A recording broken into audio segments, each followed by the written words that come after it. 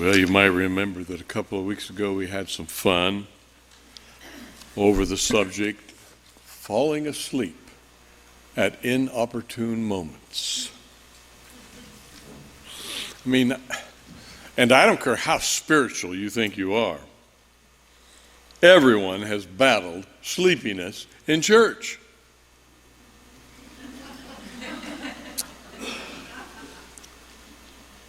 Nudge the person next to you and tell them what I just said. I was once in a large church with my quartet. It was the fourth worship service of the morning. We had sung in each one.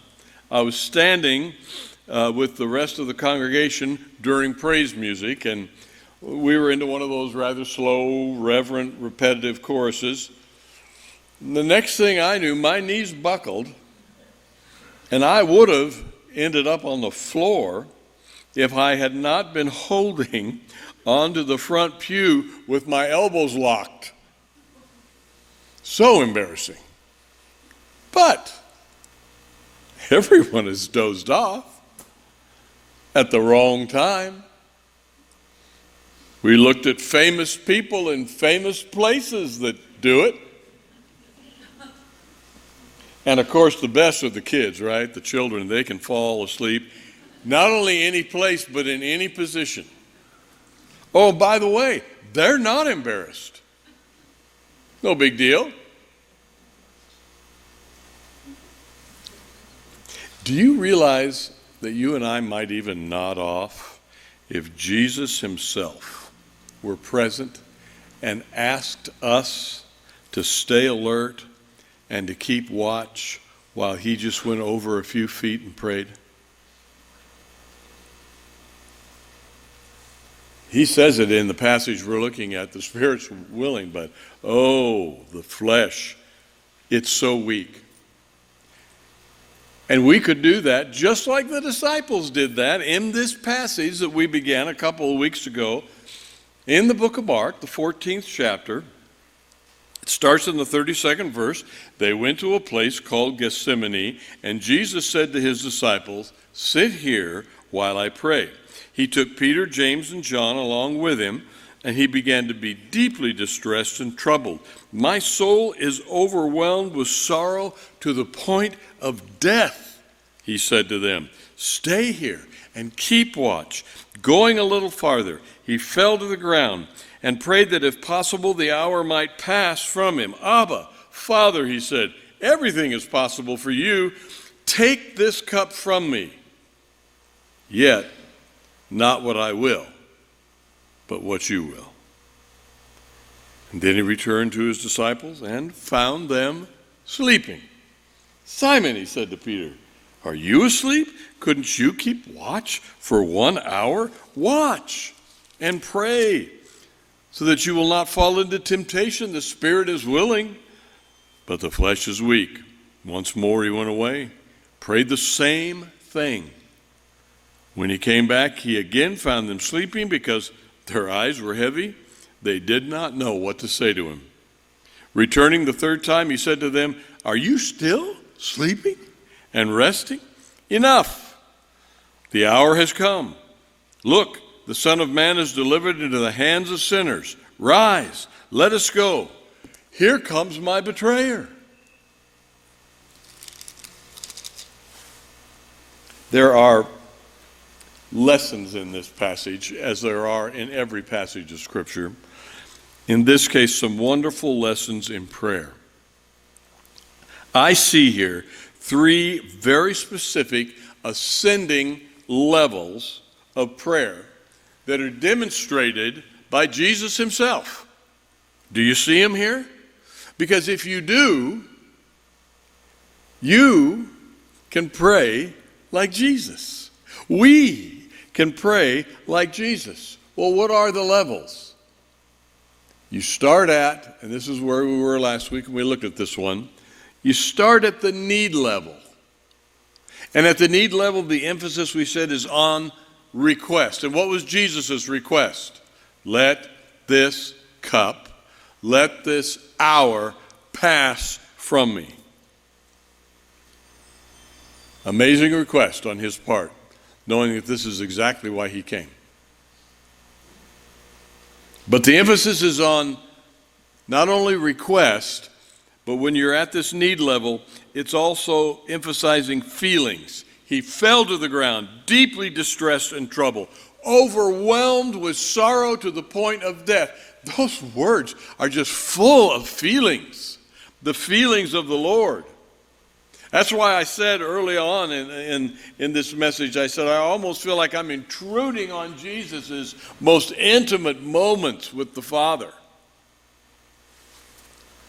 There's also, and I think above all, when you're at the need level, an emphasis on honesty. Jesus is not too spiritual to be real. He is very real. He is a very real human being in this garden episode. And so he begins with where he feels and what his request is. And he is as honest as can be. But he didn't stop there.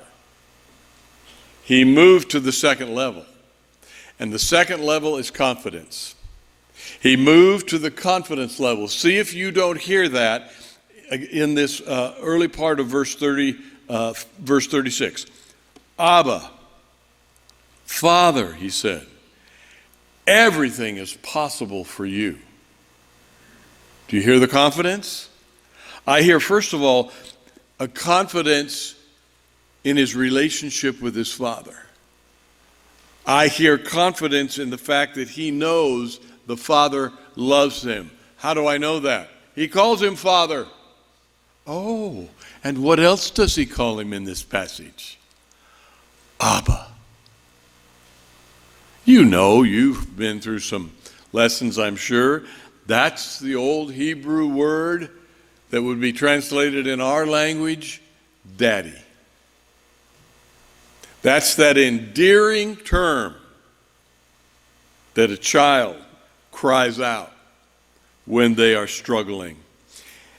Here is a situation where Jesus leans into his relationship with God. In spite of how he felt, let it pass from me, he said. In spite of how I feel, Jesus is saying, he still loves me. He loves me even when I'm struggling with his very will. That's confidence. That's confidence in God's love. Are you?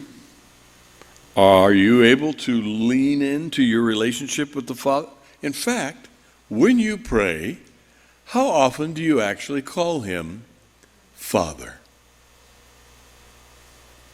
Not just God, but Father. I think it's essential to our faith that we are confident in our relationship with him. I read this phrase. We need to have trust without borders.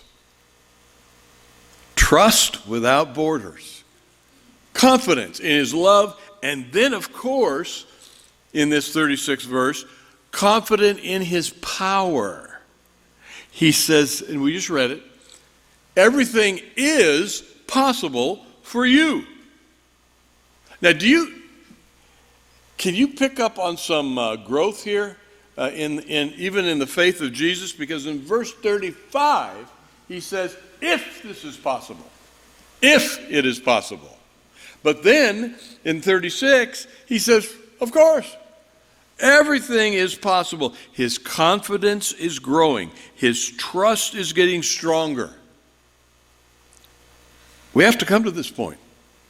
We have to come to the point in our prayers when we reach that confidence level where we answer the question, do I believe that God can do what I'm asking for? Now you understand what Jesus was asking for. He was asking for the whole plan to be changed, that had gone on for centuries, that he was hours away from concluding. But he still says, well, with you, All things are possible. I've asked you if there's any other way. I'm sure it's possible for you to make another way. Do I believe really God can do this? Oh, here's a great statement I found. Very untheological, but boy, does it make the point. The next time somebody tells you nothing is impossible, ask him to put his skis over his shoulder and go through a revolving door. Here's the deal. It's possible for God. God can navigate through a revolving door with his skis. Nothing is impossible. Confident in his love, confident in his power, because we are speaking here, we have a relationship here, Jesus certainly does, with God Almighty. How mighty? Almighty. Nothing else is. Did you ever consider that? There's only one Almighty. There is nothing else in our lives that you can give that description to. Satan is not almighty. Our country is not almighty. No person, however difficult you feel like they're making your life right now, is almighty. In fact, you could say it this way: no problem that you're facing is almighty. But we often mistake the problem as being almighty, don't we? And usually it's because we have such a poor perspective. We're right up on top of the problem, or we're right in the middle of it, and it's all around us, and it seems everywhere and almighty. Listen to this little description. The sun is 1,378,000 times larger than the earth. 1,378,000 times larger than the earth. And yet, I can reach in my pocket and take out a dime, the smallest coin. And as I look up toward the sun, with one eye, place that dime close enough to my eye that guess what? It blocks out the 1,378,000 times larger sun. I can't see the sun. But the only thing really blocking it is a nothing. This is not almighty. If ever there was a situation that was as big as the sun, or bigger, it was the cross. Because that's where all sin of all time was heaped upon the Son of God. So if there was ever a situation where it seemed sin has got to be almighty here, and yet Paul says, he says it so well. Paul says in Romans 5, but where sin abounded, can you finish it? I think I hear you mumbling it. Grace abounded much more. Where sin abounded, however large it was, here comes God's grace, almighty, to cover it. No problem of ours is almighty. You and I, we can pray like Jesus, but we have to understand the levels and be willing to go through them in this order. To start with the need level, to move to the confidence level. Now, let me say something before we go to the next one. Many people stop right here. We meet them all the time. We've done it ourselves, I'm sure. We get to this confidence level. We think we're done. We think it's testimony time.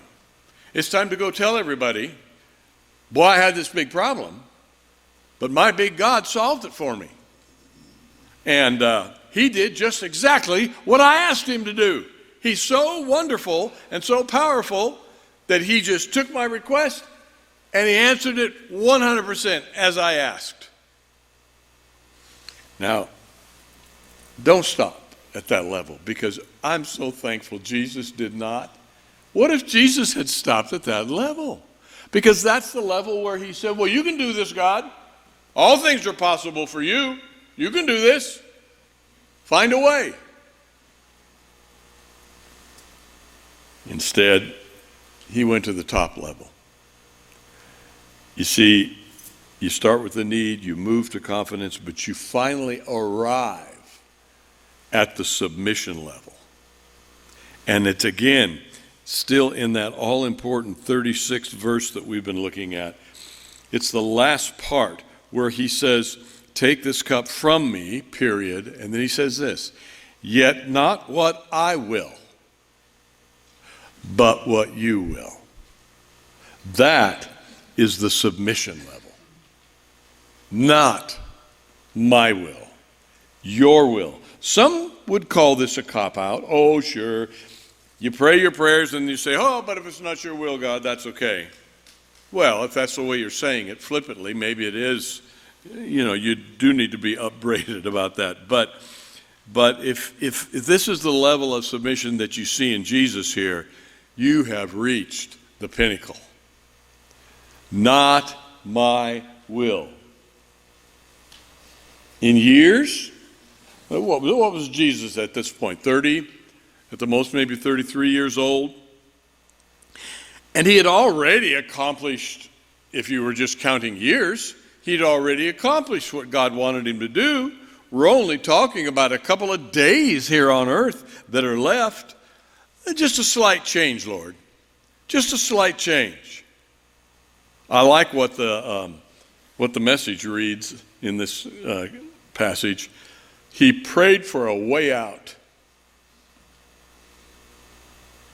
See, when Jesus says not my will, he knows that our will, that is our human will, because Jesus was human, that our human will is usually mixed. When you're talking about us and our spiritual growth, just give me Jesus, plus some good health. Just all I want is Jesus.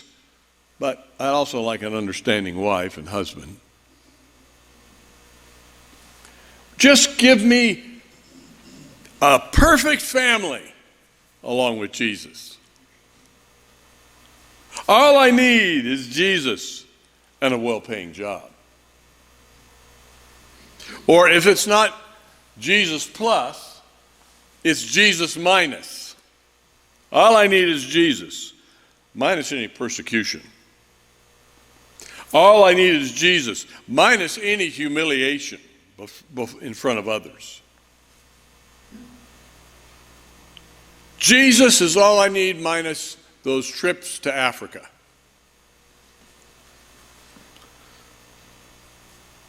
What he alone gives us is a good definition for but your will. Not my will, but what you alone give me. Is that enough? Is that enough? I love Golda Meir's comment here years ago. She said, the Jews have a fundamental problem with Moses. He led them for 40 years through the wilderness and then brought them to the only place in the Middle East where there is no oil. God, was it enough? This promised land that you gave us, was it enough? How do you think the Levites felt? They were one of the 12 tribes, but they had no land. God had promised, I'm going to take you to the promised land, your own land, and give it to you. But when the Levites got there, they did not have any land. No, their lot, their portion was to be involved with the temple and all of the service that had to take place with that. So when you're talking about not my will but yours, you might ask yourself now, is that enough? Or how about this? Is it too much? Dear Lord, these are the words of of Reb Tevye in Fiddler on the Roof? He said, dear God, I know that we're your chosen people. But why did you have to choose us? Yeah. Because sometimes it feels like it's too much, just His will. This is, when we reach this level of submission, and when we say not my will, but your will, it is more than just passively surrendering. It's okay, have it your way. No, it's actively internalizing and saying, I want it your way. And it's a constant battle. You know how we know it's a constant battle? If we look at nothing else than this passage that we're at today. How many times did Jesus go back? 3. And it says, and He prayed the same thing. He went right back through those levels again because it is a constant battle to give up our will and to embrace God's. Jesus was already committed to do God's will. I'm convinced of that. Before He ever got to Gethsemane, He told them, this has to happen. I have to go to Jerusalem and be killed at the hands of men. He knew that. And He was committed to it. But being a human being, His own will still sprung up. And so it's this constant battle, not just for Jesus, but certainly for us, His disciples. You can pray like Jesus.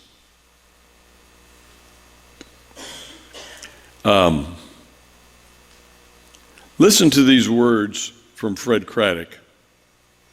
When we talk about trying to pray like Jesus and we recognize it's a constant battle, Fred said, to give my life for Christ, my whole life being taken, he said, it appears glorious. He said, it's the ultimate price, martyrdom. It's when you get to go out in a blaze of glory. But he said, most of us, it's not going to be that way. He said, for most of us, it's like if the Lord took a $1,000 bill from us and heard us say to Him, Lord, there it is. I'm giving it all. It's yours. Only to have the Lord say, take this to the bank and cash it in for quarters. And then as you go through life, putting out 25 cents here, 50 cents there, that's my will. When you listen to the neighborhood kids' troubles, instead of saying, get lost, when you actually go to a committee meeting and you don't fall asleep and you do make an effort, 25 cents. When you give a cup of water to a shaky old man in a nursing home, it's a quarter. See, usually giving our whole life all at once is not how it takes place. He gives us a much less glorious way. It's all in those little acts of love, 25% at a time. But you and I can do it. We can pray like Jesus. I want you to note